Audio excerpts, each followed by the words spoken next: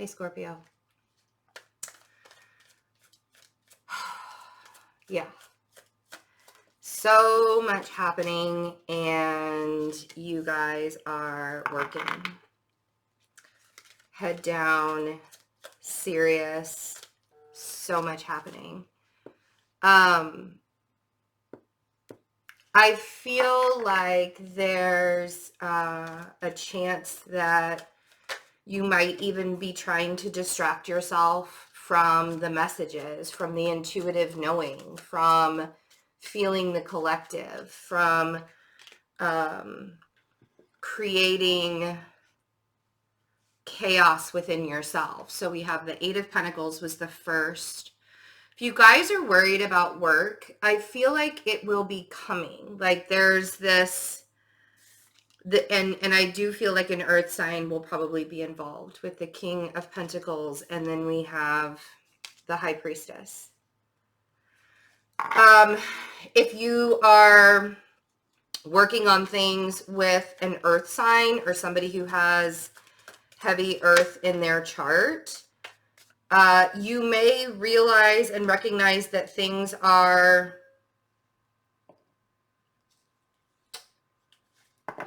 irreversible. They are what they are. Let's get one more card. They are what they are, and then I'll show you what this is. Because what came out...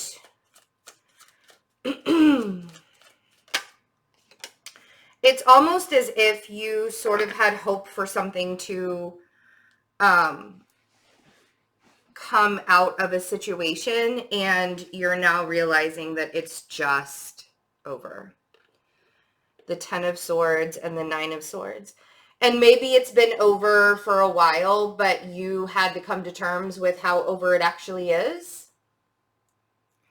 But that 10 of Swords is the promise that the worst part of this cycle that you're in right now is over. And allowing yourself to begin to dream again. 7 of Cups. You could also be dealing with a Pisces energy with the High Priestess up here, but I sort of feel like this is your own intuition guiding you through this closure. There's a feeling of closure that you really need to have so that you can move on to the next part of your journey. And I think that that is the main part of what June is going to be teaching you. We'll have Mercury in retrograde. Venus does go direct on June 24th. We have a Jupiter and Pluto conjunction. Obviously, we have these eclipses also. I wanted to do your reading before the Sagittarius full moon eclipse, but it's just been kind of messy with everything that's going on. I mean, if the only way that you don't know that something's going on is that you live under a rock. And if you live under a rock, then I would rather be with you at this point. There's like so much. The 8 of Swords on the 8 of Pentacles.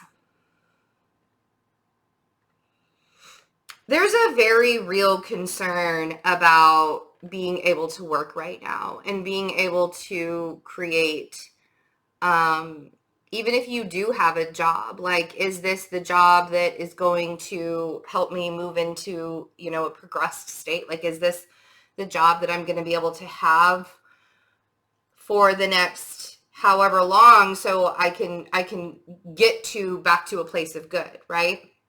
So the 8 of Swords is a self-imposed imprisonment of the mind.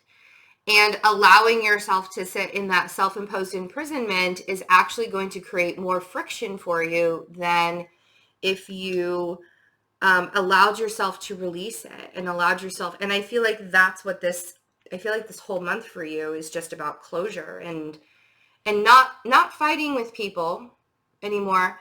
That 5 of Wands on the King of Pentacles. Now, you could be in arguments with an earth sign, or there's some kind of friction you're feeling with an earth sign. Now, again, this could be in a physical way. It could be in an emotional capacity.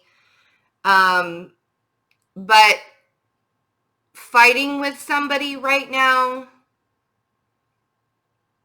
I don't know that they would actually hear you. And especially the earth sign, especially if it's a Virgo, because their ruling planet will be in retrograde with all the other planets that are in retrograde, and they may not be able to hear anything that you have to say. They may be in their own world. But I think that there's a lot with the High Priestess that you've been holding on to that you may need to express. And if you have to express it, one of the things that I have to remember for myself when I'm expressing myself to somebody else is I can say how I feel about the situation, but I can't expect for them to, I can't expect for a good reaction to come from them. There should be, once I express myself, there should be no expectations of how the other person is going to express themselves, because then that can just create disappointment, right? So allowing ourselves to come from a place of, you know, you're being honest with them, but not expecting for it to come back. I think that that's going to save you a lot of grief. The Two of Swords on the High Priestess. If you feel like your intuition is a little blocked right now, that's normal. It's normal. And my suggestion for a blocked intuition, or not feeling like you can talk to anybody, or not feeling like you can express yourself with anybody, or even sit quietly with yourself. It's okay to not know everything. I know that that's a strange concept for a Scorpio. For you guys to not know the next thing to do, or the next step, or how to feel, or how to react, or how to do all of that, that's difficult, you know, for you to come from. But our lives as we know it, that's a difficult place for you to come from, right? Is to in the unknown. But our lives as we know it, as we once knew it, it doesn't exist anymore. And I think that when it's time for you to accept that you have to break away from an old way of doing things and moving into a new and different way of doing things, that can be very hard for a fixed sign to do. Even if you are water, you're still fixed, you know? So creating your own sanctuary, creating your own space, allowing yourself to accept and grieve the past, because honestly, that's what we have to do. We have to accept and grieve it. We have to allow ourselves to accept the losses and then grieve it and then move on. So yeah. And here's, so you could be dealing with a Gemini or a relationship.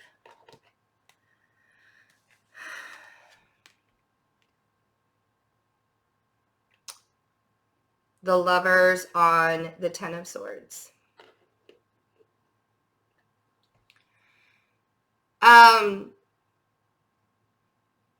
Some things, when they come to pass and we hold on to the remnants of it, or the ideas of it, or the way we once wanted it to be, and even though it's no longer physically in our space, there's this presence still there. That can be the hardest part to let go of. And I think that's essentially what keeps you up at night sometimes, is like you'll sit there and you'll think, what is it that I did wrong? What is it that I need to do differently? What is it that I need to change about myself? And maybe the answer is that you don't have to change anything about yourself. Maybe it's just that it wasn't meant to be, or it wasn't supposed to be. And this doesn't have to be in a relationship. This could actually just be about you aligning with your masculine and feminine together and coming into that alignment for yourself, and not aligning to anybody else's. You know, we did a sovereignty prayer during the weekly meditation for the members. If you haven't had a chance to check out the membership yet, I encourage you to do that. There's a lot of content that you're not getting here in the membership, a lot, like daily. So if you feel like you need a little boost, sorry for the interim commercial there, but we did a sovereignty prayer last night in the meditations, and the replay is up today. So if you do decide to become a member, you still have an opportunity to, and it's available to, that particular meditation is available to all members, whereas usually it's just the top tier.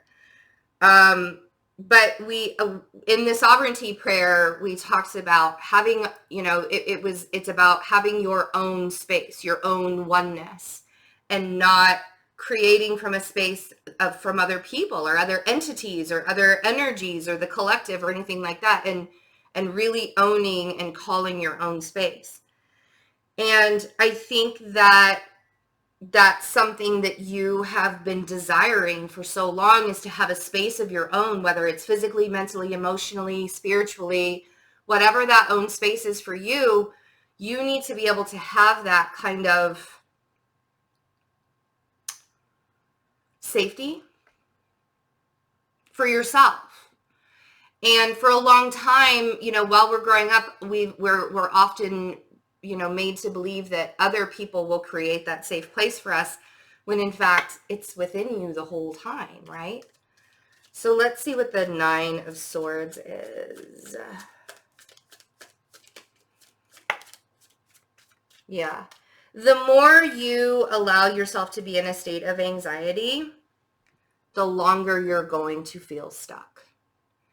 And that's because and I just realized that this guy right here, that was in reverse. The Hanged Man is actually in reverse. That's really interesting. So, that's a sign right there. For you to come out of the Hanged Man state, creating a peaceful existence within your mind. And remember that our emotions start with our mindset, right?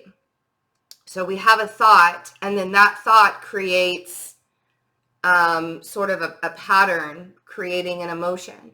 And we can choose how to react from that thought process, and allowing ourselves to pick a different thought process, or say, okay, I'm not going to let myself react to this emotionally in the way that I used to.